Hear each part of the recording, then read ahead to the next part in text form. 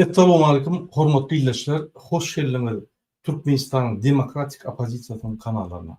Şu gün 2025-nji ýylyň 7 sentýabry biz ýene-de siziň bilen ine şu kanalda çykyş edýär.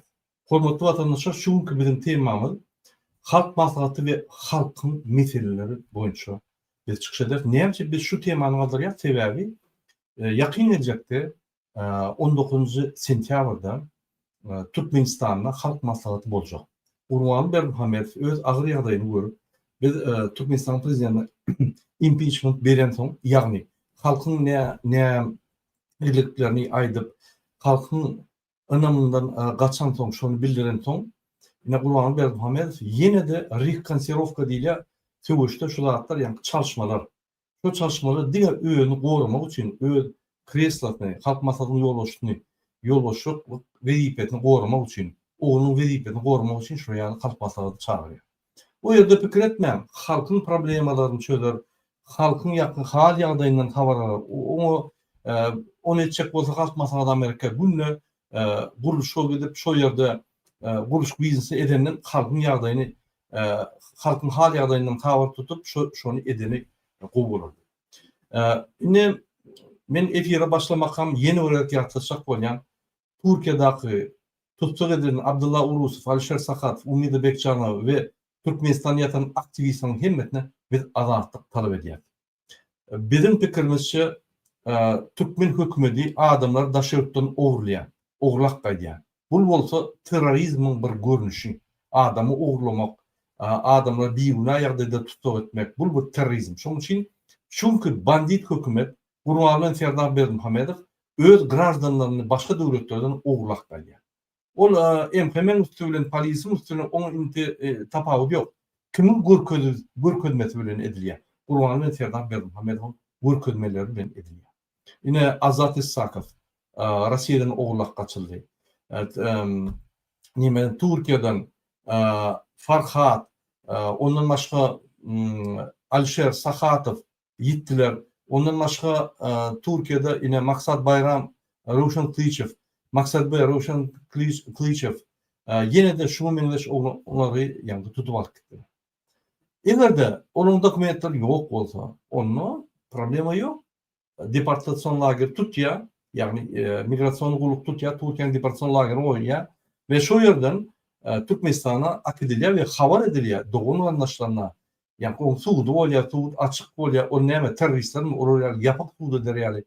Ine şol ýaly aktivistlerden gorkup, Urwany we Serdar Berdimuhamedov adamlar alyp gaçyp, öz halkyna garşy güreşip, terroristler ýaly öz halkyna garşy terrorist ýaly güreşýär. Men şoň üçin aýdýam, şu adamlar bizi gözel geljege, bakly geljege getirmedi. Bular öz halkyna garşy terroristler ýaly güreşýär. Öz halkyny düşman görýär. Şoň üçin Urwan we Serdar Berdimuhamedov gatşak ýerde tutsak edildi. Serdar Berdimuhamedov ynamdan gaçdy ol prezidentler.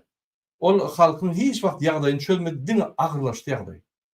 Gelin biz öz çykyşymyzy dowam edelim. Men size bir näçe videolar okudym. Hormatly izleyijiler. Ya bir minut.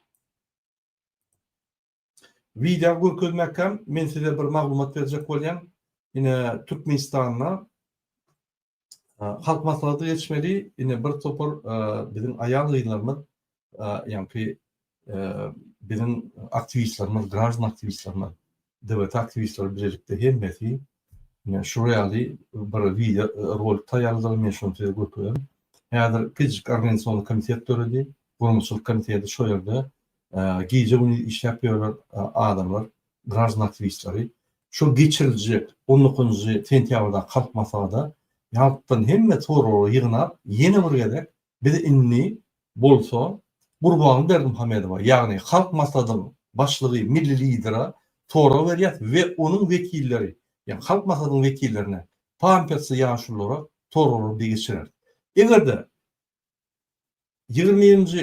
19 sentýabrda geçirijek halk maslahatyna şu torary galdyrylmasa, onlar şol halk maslahatyna gaçylan ýaşullar ve onun ýolbaşçy Urwan Berdimuhamedowyň hiç ýeri ynamdan gaçýar legitimnisi ýok. Şol halk maslahat diýip Urwanyny absurd edýär. Ol näme halk maslahat bolýar? Ine şoň üçin biz öňünden torary berjek, ne deyip bolsa gelecek hepde de soralar, yani soralar berler. Hemme kanallarda aydılar. Bir kanalda üyüşüp halk bolup soralar berer. Halkın vekili hükmünde ve şoň jogaplarını 19 sentyabrda garaşar. Eger de jogap bolmasa, onu Türkmenistan'a ne prezident, ne milli lider, ne şol Berdimuhamedov klany halk üçin hiç zat etmeye, dinleme, ätgerme, biz şolar bilen başgaça işlemeli. Biz şolary tutsak etmeli. Biz şolary yani gaty şart ýagdaýda hökümetten aýrmaly. Bizim öňümüzdäki ýol açylýar. Biz köşküne barıp şolary arrest etmeli. Başka yol kalmıyor. Yine gelin de bir kan video koyayım. Formatlı izleyiciler.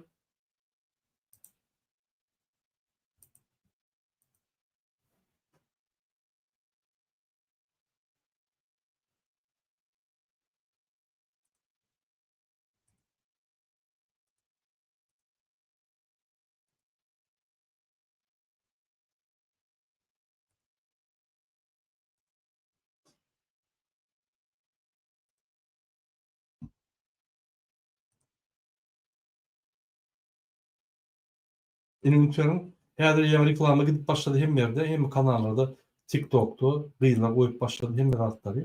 Yine bizim aktivistlerimiň ýa-ni reklamasy o günden şunu yani sesini koyup Объявление. 19 сентября 2025 года в Туркменистане состоится заседание Халк-Маслахаты, очередной фарс, прикрытый лозунгами о рассмотрении проблем граждан. Однако в этот раз представители ДВТ и гражданское общество Туркменистана решили изменить ход событий. Мы запускаем инициативу. Настоящие вопросы граждан будут вынесены на повестку дня и озвучены от имени народа. Как принять участие? Вы можете прислать нам свои вопросы через социальную платформу ДВТ. Можно направлять письма, сообщения, голосовые записи. Также приветствуется ваше личное участие онлайн. Важно, все вопросы будут учтены независимо от региона, национальности, вероисповедания, расы и мировоззрения. Это уникальная возможность для граждан Туркменистана впервые в новейшей истории страны открыто заявить о проблемах, которые действительно волнуют народ. Цель. Мы объединим усилия, усилим голос граждан и заявим о реальных проблемах общества. С нетерпением ждем ваших писем, сообщений и звонков. С уважением. Представители ДВТ и гражданское общество Туркменистана.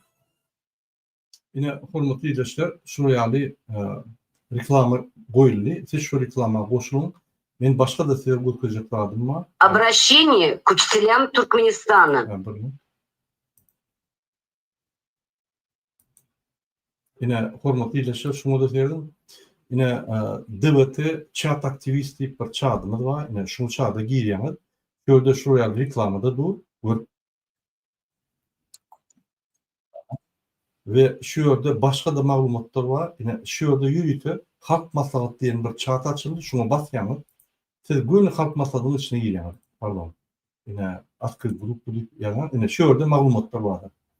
Şu yerde yani sılka var. Başka adamlar getirirler. Şu sılkany yani adamlara iyi verdiler. Başka adamlar getirip yine şu yerde şu halk maslahaty chatynda bir öz soralarymyzy, galasaboýymyzy, videolarymyzy goýup berýär. İstenip dünyanın güncelinden ve şu materyalları abrabotka edip biz yani gelecek hepde değerli yani 16'larına 18'lerine sentyabrın şol aralığında biz afitsarla mass medyanın üstülen hatların üstülen hem pasolstvolara Türkmenistan'daki ilçhanalara hem onun yani podrazdeniylarına Türkmenistan'daki daşa yurttaki Avrupa'n hem yoldaşlarına yani devlet yoldaşlarına, OBSE, Eurokomissiya, Eurosoyuz hemme gurumlary iýerer. Ine Türkmen halkynyň soralar diýip, ine şu güne çelli 34 ýylda halk maslahaty bir gedem Türkmen halkynyň soralaryny seretmeli. Ine Türkmen halky soralar ýa, şu soralar jogap bermedik ýagdaýynda da Türkmen halky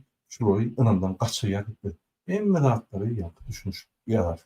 Şunu hemme dağılar ýöne sizin soralaryňyz gerek. Sizin aktif olmanız gerek. Sizin yani problemaňyz bolsa Türkmenistan'a aýdyp berdiňiz, biz şunu ýanlantyrar.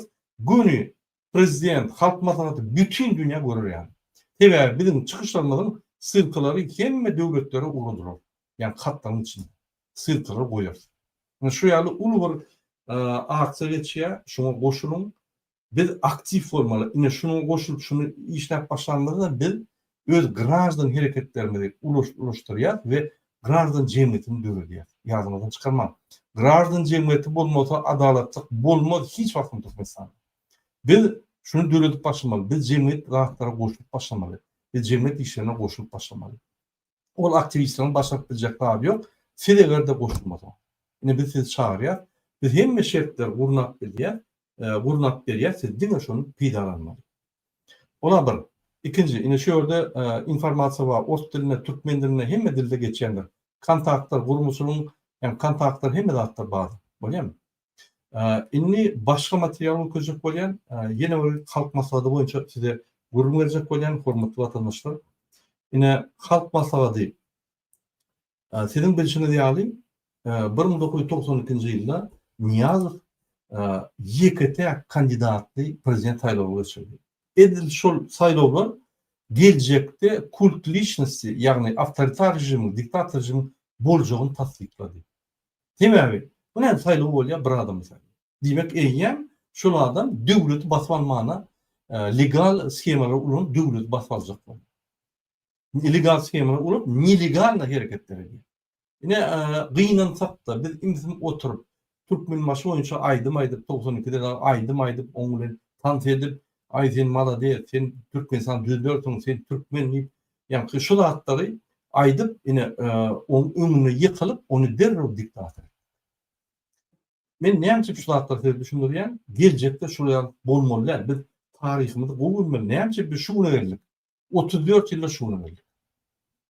Näçe şuna 34 ýylda geldik yine şonu biz her çıkışımızda azıcık diye düşünüyoruz. Inni 92. yılda Niyaz devletimiz basıp alandan 1991'de saylov geçiriyor. YKT kandidat saylov geçiriyor. Hem bir prezident bolup başlasa bunun prezident bolmalymış.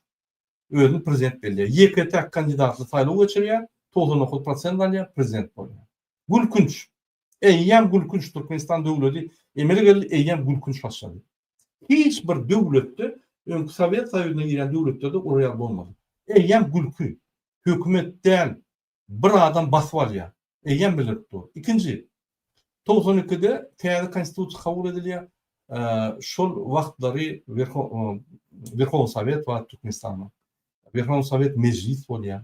Şu meclis täze döwlet bolýar 92'de Türkmenistan emelige. Inni Türkmenistан SSR-ın prezidenti täze Türkmenistan 92'de emeliginde bunu meni täzeden ýene saylov geçirýär 92'de. Inni Türkmenistan döwletiniň saylowyny. Ýene de ýeketak prezident. Ýene de batyp almak üçin.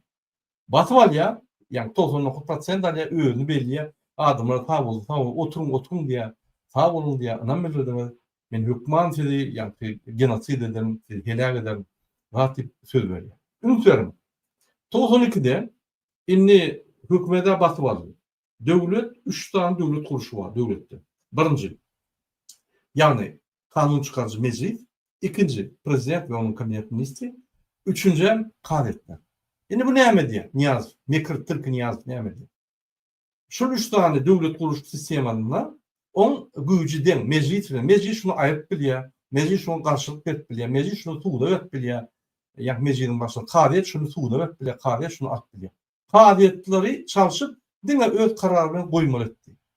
Prezident respublika diýip öz prezident güýjüni usildet, ýagny güýçlendirdi täze ýa-ni konstitusiýany kabul etdi. 92'in çalıştı derrov. Ondan näme diýär? Şolum az, şol güýç meni aýraýmasyn. Men şuraya deň şurol bilen bir ýere baramda gapdalyny meclis bolmaly. Men ýöközüm görmäň hakym ýok sebäbi olar men ýaly hem bilen maňa ünsörmeler. Men hem bilen ünsünap men ortada men şunun paçasy bolmaly diýip meclis petretmek üçin ýürüýte şu 3 tane hökümet emele getirýän sistemany, ýani guruş sistemany üstünden täze bir sistem gurýar, täze konstitusiýada ýazyly. Döwletiň iň ýeketek ýoluşy halkdyr. Halk itden wagty konstitusiýany ýatyryp bilýär, itden wagty Türkmenistan prezidenti aýyp bilýär, milli lider aýyp bilýär, näme edilýär? Halkyň istegi. Ine şo sebäpli biz halkyň adyndan Serdar Berdimuhammedow konstitusiýanyň 3-nji maddasyna esaslanıp nägelerni bilip olar işden aýdyk Serdar Berdimuhammedow. Indi Niyaz 92'den emedi. Yürüyte halk masaladını açıyor. Halk masaladını açıp şu yerde yine Konstitusiyanın 3. maddesinin etrafına yine halk bir şunu kulağa atmalı. Halk ne emediyse etmeli. Yine halk bir saylıya ve şu halk masaladı yani şu 3 tane organın en üstüne koyuyor. Ve şunun yol üstünü öğrenmeli. Gülkünç mü? Gülkünç. Juridik gülkünç. Aşağıdan prezident, yukarıdan halk masaladı kapçıya Türkmenistan. Şondan soň bu terörizme başlayan. Hem aktivistler tutya, yani inteligensiyanı tutya, mun inni ösün düşünjesini Türkmenistan'a yerleştiriyor. Balet ne gerek utanım okum sen deyip bir samsık ya da tiyatrolar yapıyor ya da bilim köpleri gazetede siz gulgulu işler verin ben sizin yani bağlanızı arkin oğurlamalı. Bilimler ne gerekse işlerinde hana yaşan deyip yani halkı yani padişah gulları yani eyyamdan aklıyor. Buna da kömek ediyen Umnov, Kramov, Jadan. Şular vatan dönükleri. Ay onlar vatan çam değil. Türkmenim değil o. Ne şu vatan dönüğü Niyazov bizim halkımızı birinci günden katastrofa sattı. Diktatör yoluna sattı. Onu 93, 95, 97'de değil. Birinci günden 97'de yan Türkmenistan emele gelmekte Türkmenskesler bakar. Eyyam yekete yani Dalaşyarlı prezidentlerle ulaşıp öğün prezidentler. Basıp aldı. İkinci 92'de Türkmenistan emelegenine bir yıldan sonra derru teyatrlarla ulaşıp onu basıp aldı. Halk masalı bölüldü 92'de yok oradan şeyleri betonladı. Hiç kim bitmedi yani. Şunun için şu ünsürlerden yüreğinde yeköydi hemmeti daşında iğrine yürüyor. Daşında damdan iğrine ol halk masadan başladı. Yani hemme kuruluş sistematından yukarı, ileri. Yani şeydi Türkmenistan basmadı. Ondan sonra etçeğini etti. Pametlikler koydu, mu yallaklar başladılar. Yemme yallaklar öne çıkardı. Geldik Haricif'ten başlayıp. Buram yallaklar atlar verip, eşekler olup, sıçanlar, pişikler, mu kadarlar verip, yürükler verip, yallaklar. Buram gördü, kulçuluğu girdiler, buradan tutup, buradan basıp başladı. Yani ediyen korrupsiya. Geldik Haricif'in sonuna gitti. Korrupsiya edip, şu rejimi yallaklap, hemmedat edip, tutulan vakti yani bu basıldı. Bunun atoğlukta basıldı. Onun suud edilen yani prokuraturan ve suudun kararı var. Şu yerden yallaklap hat yazıp, rahat edip, şu yerden sık kayıttı. Yine kıyıskaça 92'de halk masalı emele geldi. 2006'da Niyaz şunu çeldi. Ulunuk geldi. 2006'da dekabrda ölen son. 2007'de Burvan'ın gelen son. Gördü neyme gerek bu halk masalı yaptı 2008'de. Ondan sonra 2020'de biz 2020'de ünsörenim olsun Türkmenistan'da protesto olmak başladı. Sentyabr'da. İyul'da Türkiye'de vurmadık. 90'dan tutuldu. Sentyabr'da Türkmenistan'da vurduk. Şu yerde görüş başladı. Şöyle hop görüp başladık. Şuna çeldi. Hiç bir opozisiya, daşında oturan opozisiya. Bir gelen Türkmenistan'da protesto eden o. Vakt Türkmenistan yani daşın neden o? Daşın etmeli olsa barmağı yanarsanız edip yani adamları saklap hareketleri sakladılar. Adamların adatı giden yolunu blok ettiler. Yine şeydi Türkmenistan'da 2020 yılda bir protesto başlandı. Biz hop dörüttük. Diktatörün rejimine yani Kurban Berdimuhamedova devlete toparı hop dörüttü. Ne oldu? Korkup başladı. Adamlar seyret başladı. Gitarını kaptarına koydu. Bunu beni öldürür deyip yavaş yavaştan konstitusiyanı ülkede berkedip öz yani hükümünü berkedip başladı. 2027'de TR'den halk masalı açtı TV'yi ve men hazır halk ınamdan açıp ayırsa men boldum deyip yani halkın adına yani konstitusiyanın 3. maddesine etrafına Türkmenistan'ın en yukarı organ halk deyip halkın adından velayetlerden hekimlere buyruk verip en layan demek yallaklar adamları hükümeti övücüp hükümete canını vereceklerle hükümet bir küçük soğuk verse hem de satacak adamlar yığına halk masalarını bulundu. O yerde normal adamların vardı. Düşünmeyen yani umum bir nemeli diye vallahi diye şu vallahi girip düşünmeyen hormat koyulayan kişi deyip yani şunu katlaşıp görenler ama düşünmeyin. Yine şunun gözlerini biz açtık. Biz bir topar çıkışları düşündürdük. Siz niye mi diyorsunuz? Diktatörü yalap, Türkmenistan'ı ağır güne sal, yani sizin fetleriniz ulanıp, sizin halkın yani fetler deyip ulanıp, Türkmenistan'ı ağır güne getiren diktatör, yine sizin fetlerini ulanıp deyip düşündürdük. İniş olur, halk maslahatına katlaşmaktan iyi de çekip başladılar. Ol bir ötüş, ol bir apozisiyan kalanan ötüş. Ümit verin, 2020'de halk maslahatı ne diye? Bunun betonluya, yokurdan 3 tane devlet kuruluş sistematını yokurdan betonluya bir vaatda 2020 yılda hem halk maslahatının başlığı oluyor hem de prezident oluyor. Kanun, konstitusiya boyunca hiç vakt şunu yani hakkı yok. Konstitusiyada yazılı. Sen bir vaatda prezident ya hükümette ministr olabilir ve şu vaatda sen yani halk maslahatının vekili bulup bilen ok deyip yazılı. Allah'ına takayım şunu sen aytmalı keninde biri tankid edenler. Yine Kurban Berdimuhamedov'un eden cenayet işi.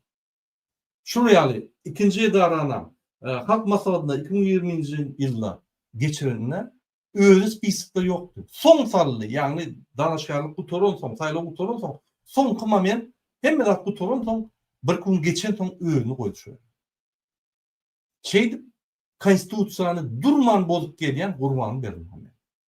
Bizim çıkışlarımızda söyledim biz şunu tuğuz. Ondan eğer ünserim olsanız ondan şu halk maslahatta yığına geçire öz belliye. Öz yığına alıp var ya, öz belliye, özünü koyuyor. Yığınak neye olmalı? Şuraya bir organ emele gelinme, şu yolbaşı saylanmalı, sekreter saylanmalı, başta. Ondan olmasalar saylanmalı. Yığınak alıp barıcı, presidatil, yani yolbaşı ve onun sekreteri, yani yığınak fiksiyonu dedi. Bu ne diye? Öne çık ya, gelin başını saylanayım. On bir tane oğlun, yaş olan çık ya, Kurban Berdimuhamedov saylamalı diye işin tamam. Dalaşyer yok. Bez выборная ya, bez alternativna saylanıyor. Kurban ulam, serdarım, nemede niyason bez alternativna saylanıyor. O serdarın onu eden spektakli adamları yani kandidat edip koyuyor prezidentliğe. Hakiki kandidatlar bir fetlermeden beri bir yani dokumentlarımızdan tavşadık. Ünten vermeyeler, ya korkuyorlar. O beyleki klon kandidatları koyuyorlar. Onun utulsa sadaka veriyorlar. Ay Huday saklattır deyip ya utsa şu gün ölmeli. Yani şuraya alayım. Vatandaşlar 1992 yıldan 2008 Niyazov ulunlu halk maslahatı hemme Pampers yaşlılar ulunlu ol maskarçılığı etti. Şu yerde adamlar 7-8 saattan tuvalete gitmeyen oturuyorlar. Şunu kaçan elin kaldırmalı olsa en katlarlı hükümeti hakim elini kaldırdı. Bunun hükümetleri ellerini kaldırıyor. Şuraya aniden fizik taraftan bir govneme değil adamlar onun halkın maslahat deyip şunun setlerine bize karşı yine görüşüyor. Onun arasında bu adam ama diyecek de elmedi. Yönü köpüsü şuraya ağlığa düşün. Hendim yine 2020'den başla 2025'in 19 dekabrına çelli ulunuk gelen şu halk maslahatı. Yine halk maslahatının legitimnisi, halk maslahatının yani hümmeti şu. Hiç vaktam 34 yılla halka olan gerekli kararlar çıkarılmadı. Halka gerekli yağdaylar ara alıp maslahatlaşılmadı. Yine bir aylık geliyor 5 yılın beri pasportlar uzaldan yok, vizalar yok. Yine ol bullip aytken motiv bir topor yine vizalar talip görkediye ekrandan. Onu bastılar, onu ölürler, onu beyttiler. Bir görkediye bir topor aktivistler görkediye yani gраждан aktivistler görkediye ta Abdullah Alişer görkediye di halkın ağır yağdayını halkın içindeki bir kançılıklar hükümetin bir kançılıklar hani halk maslahatı bir yere oturup şunu arayıp maslahatlaştı. Bulmasa milli lider ama bulmasa iki de kahraman ama şunun için. Başka da kahramanlar var şunun için. Kimi devletten teyade doğru medallı etmiyorlar. Bunun yani yüzünü ulanıyorlar. Bunun yani borçunu ulanıyorlar. Rejim, diktatör rejim ulanıyor halka karşı. Şunu düşünüyorum ki şu vatan dönükleri. Halk maslahatına giren vatan dönükleri. Şu edep 19 sentyabrda eňelde siz halka gerekli soraglary sertmeseniz biz size berer. Siz hakyky watan döwletler bolýar. Sizin guramaňyz ynamdan gaçýar we siz gaýdyp ýa-ni Türkmenistan hökümeti çalşanyna sizin atlaryňyz hem ýerde çykar watan döwletler ýa. Biliň şonu. Utonyňyz. Halk maslahata Krasnovodska barıp şu ýerde ol beýleki jemaatlar bar bulary tanşy gyýlar esip berýär. 1000-den 2000-den sat ýaş olar. Şol gyýlar bilen diň jalýar. Ine halk maslahatynyň wekilleri. Utonç dämi? O ýerde diňe ýaşlar da, o ýerde diňe eneler de, o ýerde häkimler, ornmatarlar, MHM'ler, polis, hemmeden bar. Ýaş studentler, bir topar gurumlaryň, mektepleriň direktorlary bir toparlar bar. Men bilemok 2004-nji näçe adam bar şu ýerde indiki peşimdaýdym. Bu detallap beren şu kim bar? Ine halk maslahaty şeýle. Gelin indi biz öýtgemamda gelelim. Ýa-ni halk maslahaty boýunça ýöne şunu aýdyp durka başga bir meselelerde serdelin. Ne Türkmenistanyň bir topar bizim watandaşlaryny ýüzlenýär, öz agyr problemler bilen. Şulon watan ýa-ni halk maslahatyna degişli seredin. Şuraya video sultanlara baka, siz bir istenip videonu alıp şunun üstüne işler, halk maslahatynyň içine arap maslahatlaşyp bir çäre çykaryp bilýär. Bir netije çykaryp bilýär, bir çäre bolup bilýär. Bolmasa o ýere baryp düňçekler alyp gaýtmak, halar gaýtmak, ol bir oýnawatýarlar. Siz oýnawatýarlar bolýar. Şunu düşünmeli. Bu şu 19'una barma. Ýene de gurban boly, ýa gyýyny goýar, ýa da oğluna bir zat eder, ýa da özüne bir zat eder. Ýene sizi urun, ýa-ni öz schematynda, maşenik schematynda urun. Şunu düşünün. Gelin indi biz ýa-ni bir näçe materiallar seredelim. Bir minut. Men size görkezeyim, ondan biz ýene de öz temamyza gaýdyp beres, ýöne şu gaty wajyp Türkmen halky üçin şu bizim watanlygyny ýa-ni agyr ýagdaýyny beýan edýän videolar bar.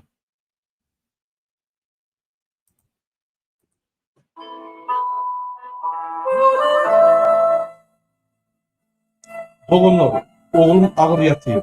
Ýagdaýym ýok.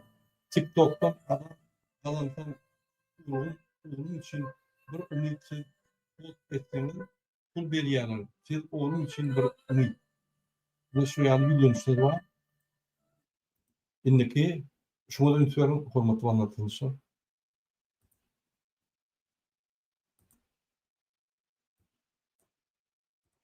Adım Bilbil. Men birazcık Türkçe iyi değildim. Anlaştırmana çalışarım. Siz bana Allah'ın gönderen lütfu sunuş biliyorum. Ya bunu.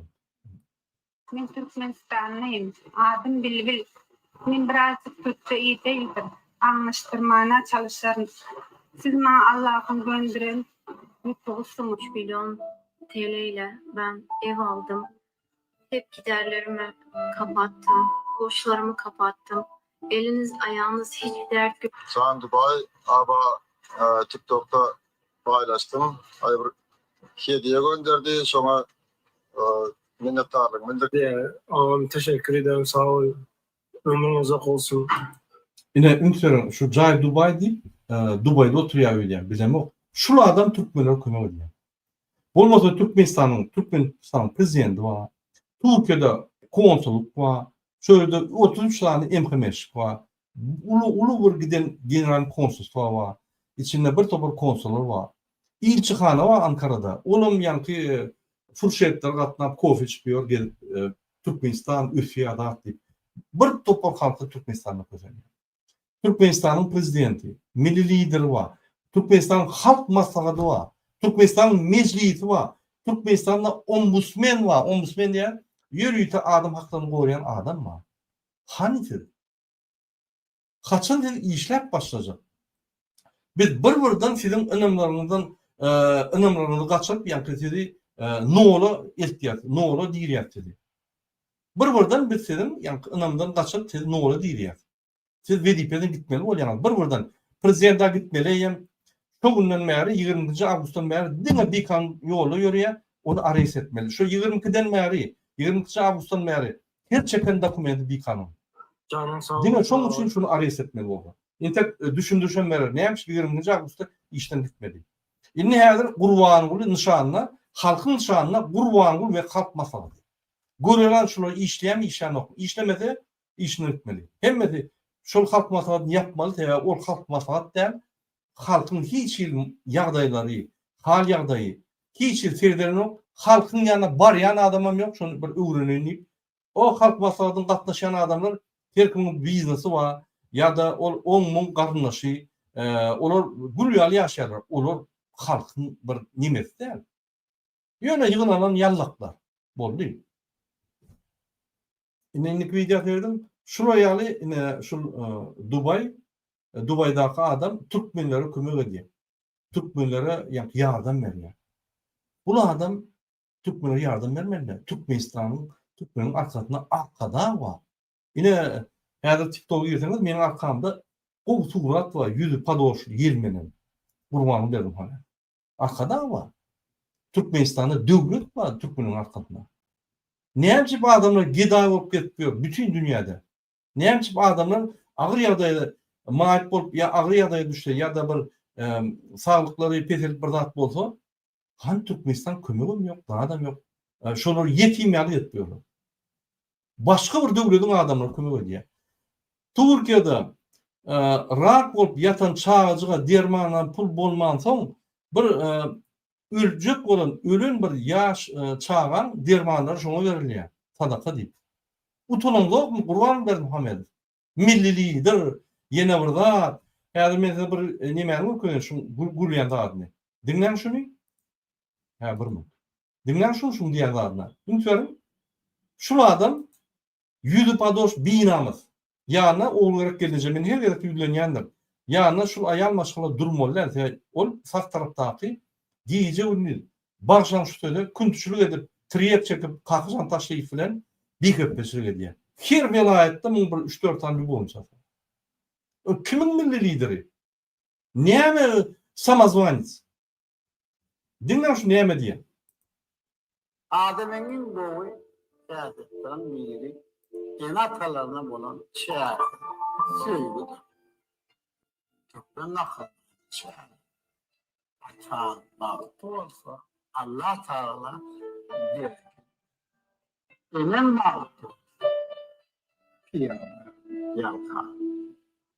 Adem'in boyu Men şu adama düşünürecek bolýarmy? Şu adam düşünsün. Bizim hem enatalarımız var. Bizim hem kakılarımız, icelerimiz var. Bizim şoları yaxşylyk etjek. Ýöne kıynan tap da sen bize mümkinçiliklerin o. Biz daşörde gidip yat yerde yeki ölümüz kalıp işlemeli bolýar. Enatalarımız Türkmenistan'da yeki ölür ölýär. Mehirlige, kömege aňyrdan dursun. Görünmýär o. Bizim enatalarımız videoda ekranı üstülen Türkiye'de öyle çağlanan toylarına katlaşıyor. Biliyor musun? Kurban verdi Muhammed. Triyek çalıp gitar al, yani sağda aynap, çalıp aynap çıkış etmiyorsun. Biliyor musun? Bilen yok. Siz TikTok'a girip dine ilerleyen aktivisti. Sizin esası maksadınız Putin'in kulu, halkın adından haramlı adam yaptınız, Putin'in kulu ve aktivistler karşı görüşmek. Başka işiniz yok ve kuruşuk biznes. Kuruşuk biznesi doğumlarında sunulan milyarder olmak, aktivistler karşı görüşmek ve Putin'in kulu. Yine 3 tane stratejik linyanız var. Başka da adınız yok. O Türkmenistan'ın halkına şuraya nimeleri görkürmek, bir idiot değil, olur inanır. O siz idiot inanıp biliyorsunuz, bir idiot değil, bu zatlar inanır yani. Tekst okap, yani oğullar geleceğinden surata düşüp, halka Allah diyordu, o diyor, hakikatte ediyen adamız. 200'lük değil ama. Şunun için Türkmen hükümeti 200'lük, Türkmenistan'ın prezidenti 200'lük, Türkmenistan'ın milli lideri 200'lük, yani şunun için Türkmenistan'da 200'lük politika, siyaset gitti. Bir, siyaset, bütün dünya gözleri Türkmenistan'ın hükümeti, hakiki siyaset olsa, öz halkını ezmek, kıynamak, uğurlak kayıtmak, terörizm etmek. Yine Türkmenistan. Şuraya Dubai görkezim. İnni video seyredelim. Hormatly izleşler. Yine şu yerde de bizim bir geleceğimiz ýagdaýyny düşünürýär. Kendi Geňeşliginiň Sandıklı Obasynyň ýaşaýjysy hazırky wagtda Türkiýe döwletinde işlep ýürep Kendi gençliğinden Sandıklı Obası'nın yaşayıcısı. Hazırki vakti Türkiye Devleti'nde işlep üretmem.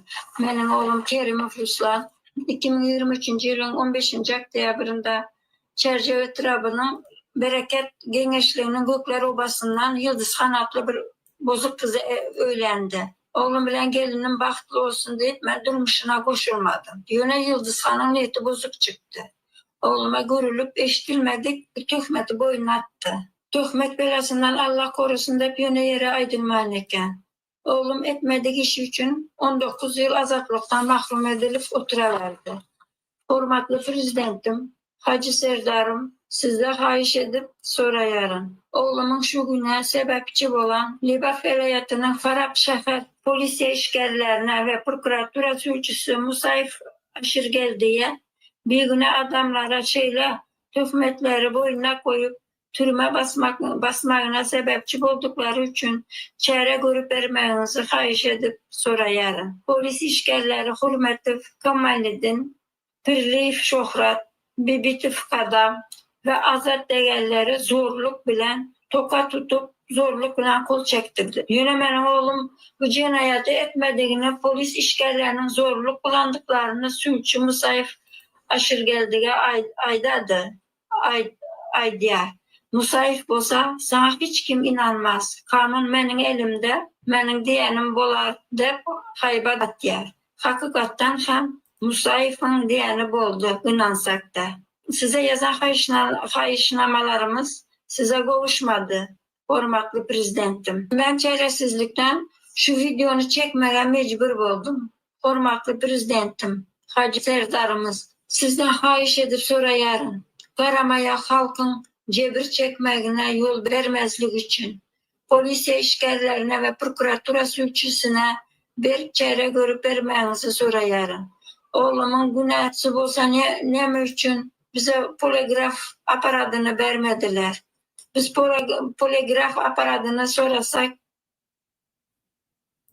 Yine hormatly ilişkiler, indiki videonu okuyayım. Bir minut.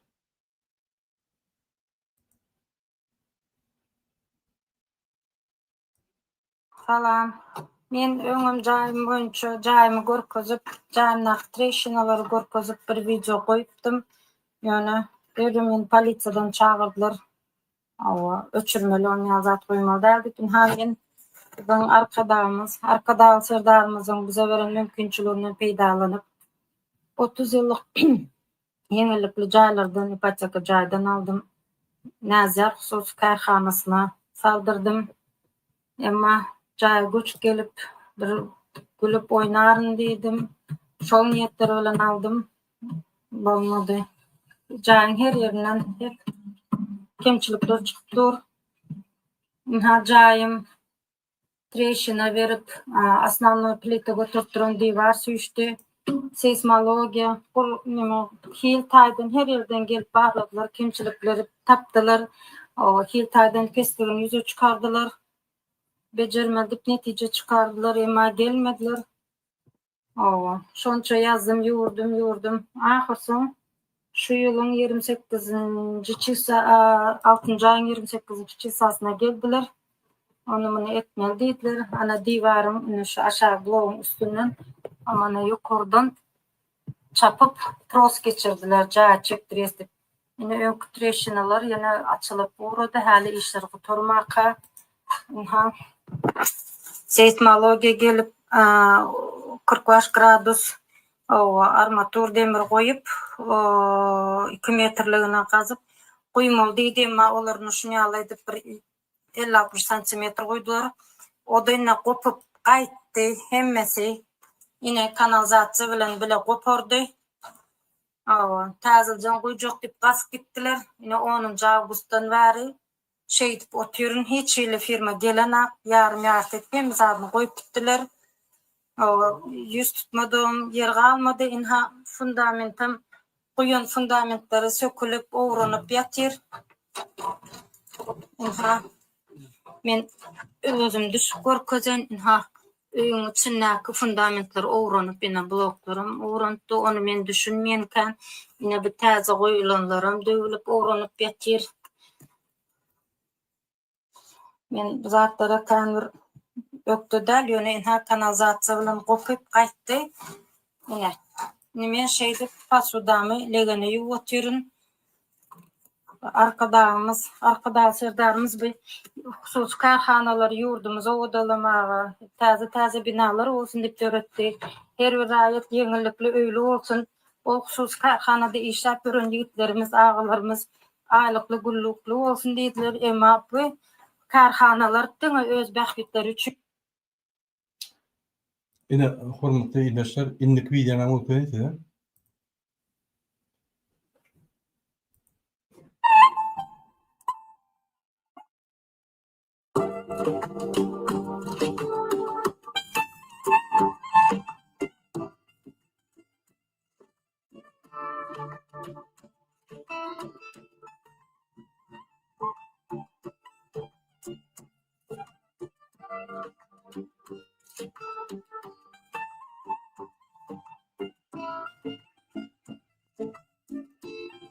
Şuna yanmaşala 10 ýyllap çağıryn görmedi.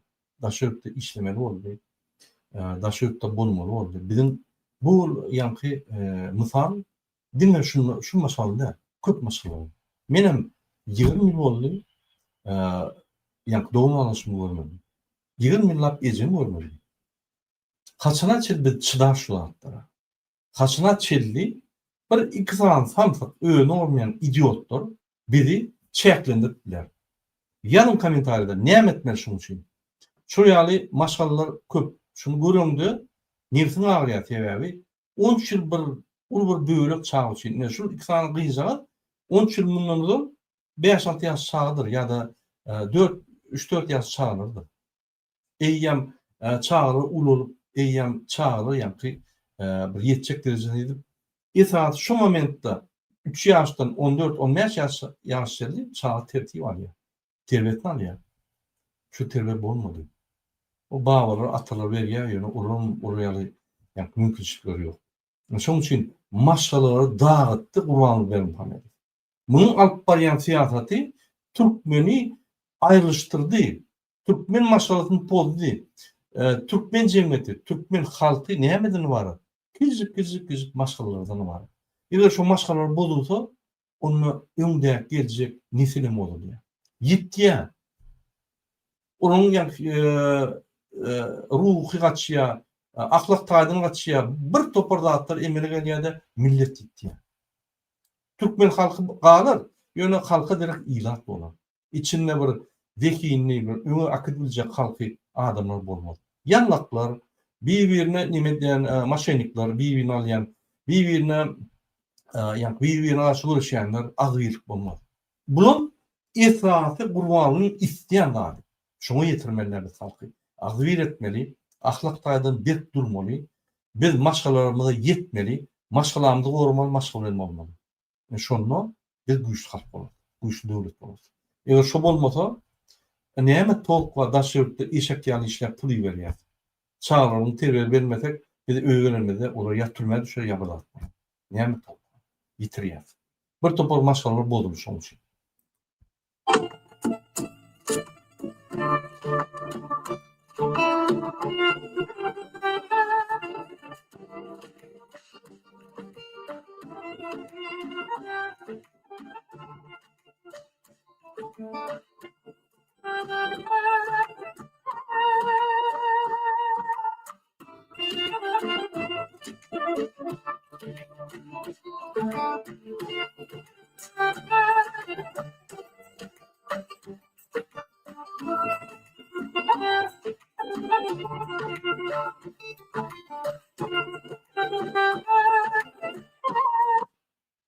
Yine gördüm vatandaşlar ünlük bir yer okuyunca ünsürüm.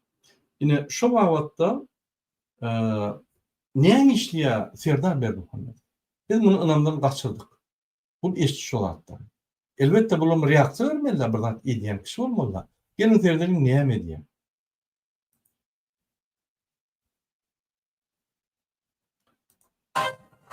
Pardon, bu başka video. Häzir onu da gelir. Ünsürüm.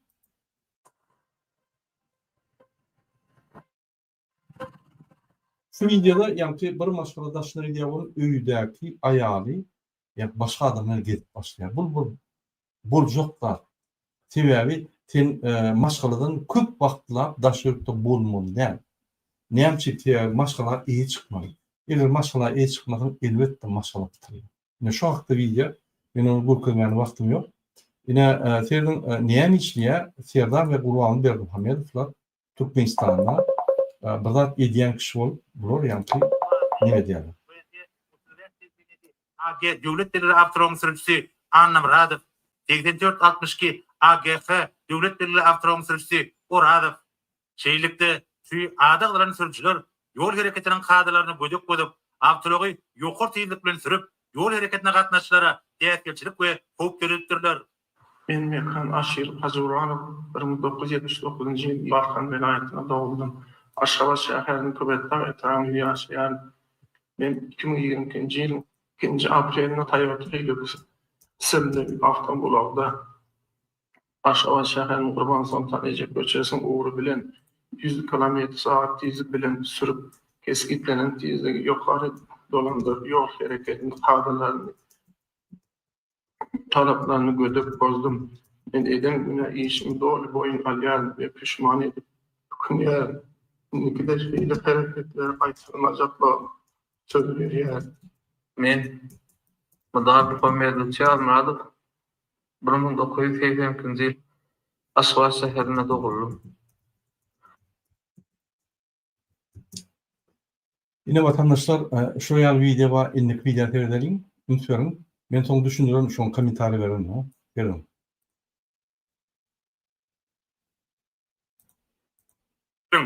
Uly anamady ödemek şeýleke Bu dinlen şu diýen zatlaryny men hem öz görevimde sizin uly anamady ödemek şeýleke men hem öz görevimde sizin uly anamyňyzy ödemek.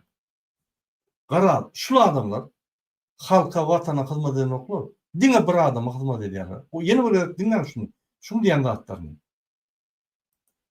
Adam gelmezmi? hem öz görevimde sizin uly anamady ödemek şeýleke ýarar.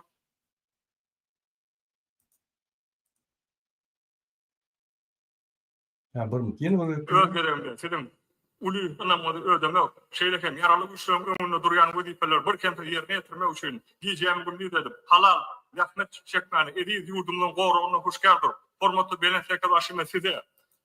yine de yurdumuzda ýa-ni hüşgär bolup hormatly serkerler başyn size aýdanok watana halka da diýip aýdanok birinji bilen size serdara tez ýa-ni nime dip wepa bolýar. Bular näme etdiler? Türkmenistan prezidenti wagtynça adam. Bizim pulumuza hereket edýän adam. Onun alýan işgärler dile şunu wepaly bolsa, ol elbetde diktator bolar. Elbetde awtoritar bolar. Şunu alýan adamlary dile şunu aýdanda şunu işden aýyrmady. O, sen meni ýaly halka hyzmat edýän. Sen maňa wepaly bolmaly, sen döwletiňe halka wepaly bolmaly. Men sen ýaly bir naýomlik, men halka hyzmat etmeli diýip düşündirmeli. Ýok, bu aýtmaz. Gaýtyp şunu aýtdyr ýa.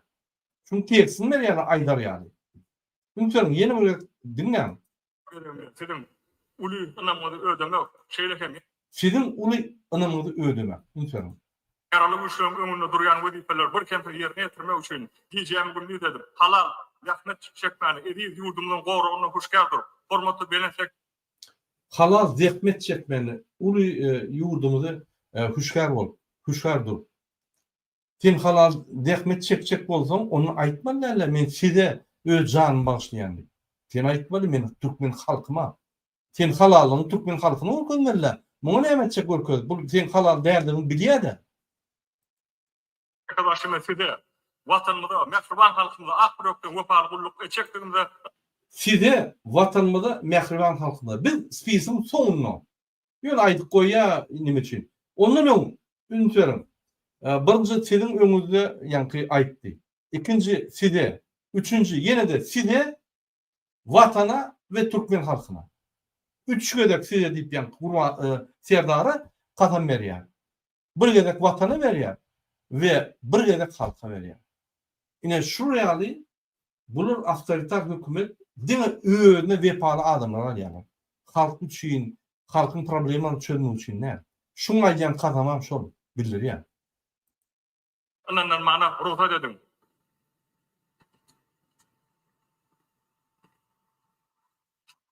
Garaşsyz, baky tarap watanymyza, nährwan halkymyza, Türkmenistanyň hormatly prezidentine, Türkmenistanyň ýaraly güýçleriniň bilen serket başyna ulg edýär. Şu edek ikinci olduk biz. Yani Türkmenistan bir taraf Türkmenistan ve Mehvan Türkmenistan. Biz ikinci yere geldik. Türkmenistan'ın konstitusiyasına layıklıkta baş prokuror, yukarı kadiyetin başlığı, İçeri İşler Ministri ve Adalet Ministri Türkmenistan'ın Milli Gençliğinin halk maslahatının razılığı bilen vazife belirleniyor. Şoň görä Ünitlerin vatandaşlar şu adam şuraya organlar bilen işlep bu gurku diýerler televizyonda da ýöne. Şunu geçirýän ykdysady kabinet ministri ýa-ni ykdysady soragy boýunça işlenýär. Ýa düşünen ok işler. Bilen ok. Ýöne dinläp oturýar. O zaman maýda men ýanyna gelmem diýär. Ýöne şu organlar näme kontrol edýär? Şu organlar döwlet dolandyrýar. Şoň üçin sizin köçäňizde ýürüdüňiz derro baglaýar, iki hop ýürüdüň näme işleýäňiz, akşam maşyn türmek bolanok, akşam entemek bolanok. Tekrar kanun olsaň, ýa-ni kanun bozmaga däl. Kanun bozýarlar size şular ýa-ni hukuk gorayan organlar, hukuk bozayan organlar boldy. Sebäbi etrafi Serdar Berdimuhammedowyň 80% işi şuların işlep halk saklamak. Özü şu ýok, bolmadan garaşma oturmak. Indiki wideolardan vatandaşlar şu ýerde de ümit berin, ýene de bular korrupsiýaga şuýarşýar. Ümit berin. Hıyanet edip uğurlap cinayet ediyen adamlar yüze çıkarılıyor.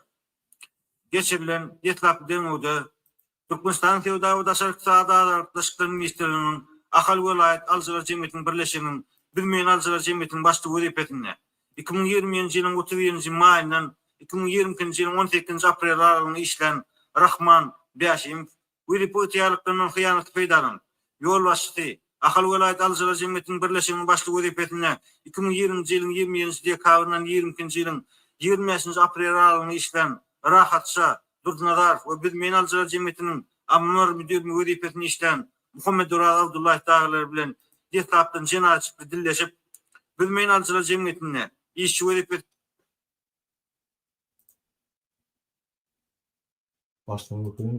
işlem muhammed edip uğurlap cinayet ediyen adamlar yüze çıkarılıyor. Geçirilen Yetlap demoda Türkmenistan Tevdavı Sağda Arkadaşlıklar Ministeri'nin Akal Velayet Alcılar Cemiyeti'nin birleşiminin Bilmeyen Alcılar Cemiyeti'nin başlı vazifetinde 2020-nji ýylyň 31-nji maýyndan 2020-nji ýylyň 18 Garad ine şu korrupsiýaga şuýarşanly, ýa-ni ýene de ýerli halky tutup, kız korrupsiýa edýänler tutýar. Ulu moşly korrupsiýa eden öýleri. Adamlar tutup normalar bar, prokuraturada norma bar. Bir tane prokuror 100 adam basmaly. Aýda. Nirden tapmaly ol adamlary? 100 adam basmaly hem bir. Nirden tapmaly? Şondan tapdym. Ne şu ýaly adamlar düşýär, köçede kanun bozýanlar düşýär. Ýöne hani vice-premierler, hani ministrler, hani korrupsiýon, ýa-ni MHM işgärler, hani korrupsiýon polisler, hani şu köçede ýaşlylar ýalňaçlap urýanyň arkasynda duranlar, hani öne ol jenaýet. Bu real ekonomik statut tutýarlar ýa öýlen pul alýarlar. Boldy. Bul bir göz baglamak. Şoň üçin biz soramyzda Serdar Berdimuhammedow kaçan dedi realna korrupsiýaga şuýarşar. Dip soragy berdik, jogap berilmedi. Gelin ýygyny derlerim, indiki video.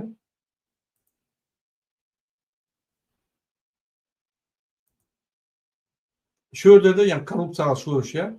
Serdar Berdimuhammedow ünsürüm. Dowlet Howpsuzlyk Geňeşiniň agzalary. Şoň biz Türkmenistanyň Dowlet Howpsuzlyk Geňeşiniň meclisini geçirýäris. Meclise ýurdumyzyň harby we hukuk goraýjy edaralaryna şoýluň 8 aýyny alınıp barlan işleriň netijelerine sereder. Ýurdumyzyň ýaralyp ýygyny okumady. Ünsürüm. Men size gowy düşündürýän näme netijesi. Biz bununla materialar çıkartmamız. Bununla ya talip çıkarıyor, ya nur çıkarıyor, ya men çıkarıyor, ya beylikler çıkarıyor. Bununla TikTok'lar doğru. Yine şu adamlar, şu yankı, yine her suratını koydu, şu oturan adamlar jogapkärçiligi şu. Esasen şu oturan adamlar prokuratura, polis, MHM, şunun gurluğundaki bir kançılığı ödedi. Suudlar, suudu ýyllanary işän ok, serden ok.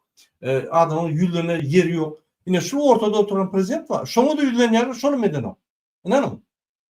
Yine şular cinayetçiler öz işlerini yerine getiren o oturup maslahat ediyor. Ne hemen maslahat ediyor? Mentaliyeyin. Oturup yine Türkmenistan'ın Hukuk Genişliğine hukuk boyunca yine 8 ayın neticeleri yine şon genişliğine geçiyor.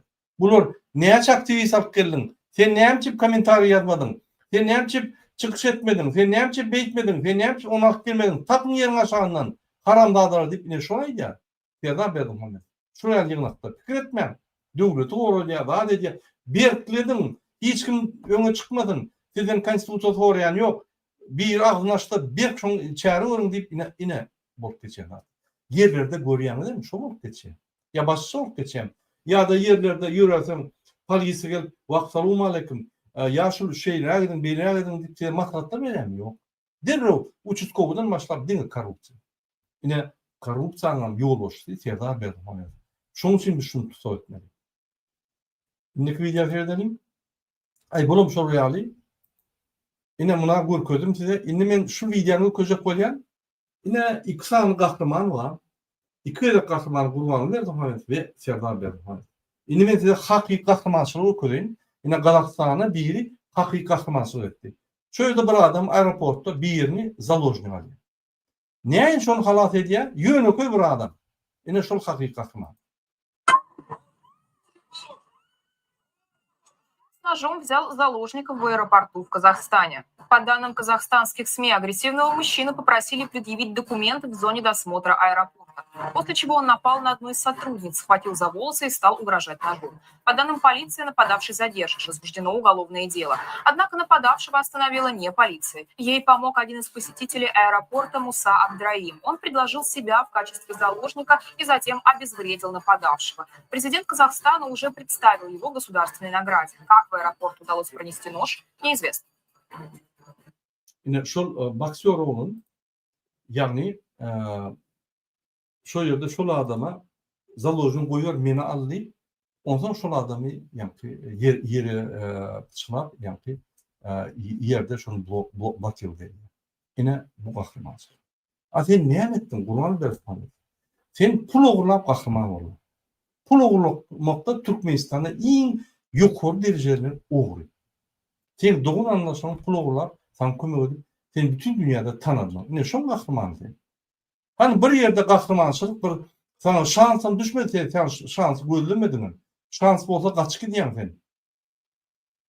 Sen neyem kahramançılık ettin? Ya Serdar verdim hakikaten. Neyem kahramançılık ettin? Bir manka. Kahramançılık olmaz edin. Şunun için vatandaşlar bizim devletimizde, dine bizim elimizde olmalı. Bizim devletimizin geleceği dine bizim elimizde olmalı. Bizim devletimizin avrayı, şunun yani adalet durmuşu dine bizim elimizde olmalı. Hiç vakit şuraya adamlara inanıp, devletin ay bolyalay, bilyalay, ay diyorlar bir gün bir yani şu da fikir etmeliler. Biz koşulmalı, biz talep etmeli, biz sormalı. Onunla da Türkmenistan'la daşına gitmen, baktı yaşar, Türkiye dine gelince var ve Türk halkı bize hizmet eder. Bu olmasa biz Türk'e gidip bulmalıyız. Şunu yarına çıkarmam. Ön şeyle değerli, 34 yılda borluş olur yani, ön beyle değerli. Biz Sovyet sayıyordu, evet tip gördük, ondan geçti. Türkmenin şundan geçti. Yani şunun için size karşı diyen, koşulun, halk maslahatını biz doğru olacak. Yine yeni bir koyuyan, çağatı koyuyan size, ünitlerin bir gelip reklamanı koyuyan, onun çağatı koyacak. 19 сентября 2025 года в Туркменистане состоится заседание Халк Маслахаты, очередной фарс, прикрытый лозунгами о рассмотрении проблем граждан. Однако в этот раз представители ДВТ и гражданское общество Туркменистана решили изменить ход событий. Мы запускаем инициативу. Настоящие вопросы граждан будут вынесены на повестку дня и озвучены от имени народа. Как принять участие? Вы можете прислать нам свои вопросы через социальную платформу ДВТ. Можно направлять письма, сообщения, голосовые записи. Также приветствуется ваше личное участие онлайн. Важно, все вопросы будут учтены независимо от региона, национальности, вероисповедания, расы и мировоззрения. Это уникальная возможность для граждан Туркменистана впервые в новейшей истории страны открыто заявить о проблемах, которые действительно волнуют народ. Цель: мы объединим усилия, усилим голос граждан и заявим о реальных проблемах общества. С нетерпением ждем ваших писем, сообщений и звонков. С уважением, представители ДБТ и гражданское общество Туркменистана. Yine şuraya vatandaşlar son için men häzir indiki nimeni goýýan size yeni bir düşündüm. Обращение к учителям Туркменистана. Здравствуйте. Я воспитатель. Сегодня Yine ümsürüm vatandaşlar. Yine halk maslahatı ve halk maslahatı yani çadı. Şöyle giyersiniz. Şu silkan paylaşın, şu videonun aşağına şu silka durur. Şuna bassanız günüzü şu çadı giyersiniz. Şu yerde öz sorunlarını, öz fikirlerini, videolarını, galasa boylarını koyup bilirsiniz. Bir şurada cimde bizim yürütü admin grupamız var, yürütü organizasyon komitet var. Şöyle oturup maslahatlaşıp hem soruları uğur boyunca cimde şöyle manilap ve şu soruları halk masalarına iyi verir ve bütün dünyada kurmalı biz yollar. Türkmenistan'ın hem içhanalarını yollar ve olur katnaşyarlar halk masalarına. Ulum terederler. Halk masalarında ne mi geçer? Yine halkına istekleri bunun çözeyen dağıtları ne mi deyip soru terederler. Hormatly izleyijiler, men indiki ýyla goşulmaly, şoň üçin size yeni bir gelek haýyş edýän. Şu çağda barın, şu çağda ýagny şu çağda öz isleglerini ýagny biz sizin isleglerinizi hükman suratda halk maslahatyna ýetirer. Sereder. Halk maslahaty 19 sentýabrda geçmeli. Näme geçýär? Bizim halkyň soraglaryny serdik geçilýärmi? Ala maslahatlaşylýarmy? Halkyň hal ýagdaýy boýunça şu halk maslahaty bolup geçýärmi? Ya da munam ynamdan gaçyrmaly bolýar bazar 20-nji ýaly sentýabr. Goşulun arada durmaň. Bizim Türkmenistan bizimki Urwanyň ham däl, Terdaryň ham däl, 2-3 tane maşyny polisin ham däl, halkynky. Halk bolup goşuly, halk bilen çözeli ve her wagtym şunem ertirem kim bolup prezident şo bolsun. Biz kontrolü saklarız. Onunla yurdumuz avat bolur, asmanımız parahat bolur, yurtta adalet bolur, yurdumuz her wagt baxtly durmuşy bize güdürler. Hormatly izleyijiler, şoň men efir mutarýan, indiki gepleşikler çeldi. Hoşlar bolun.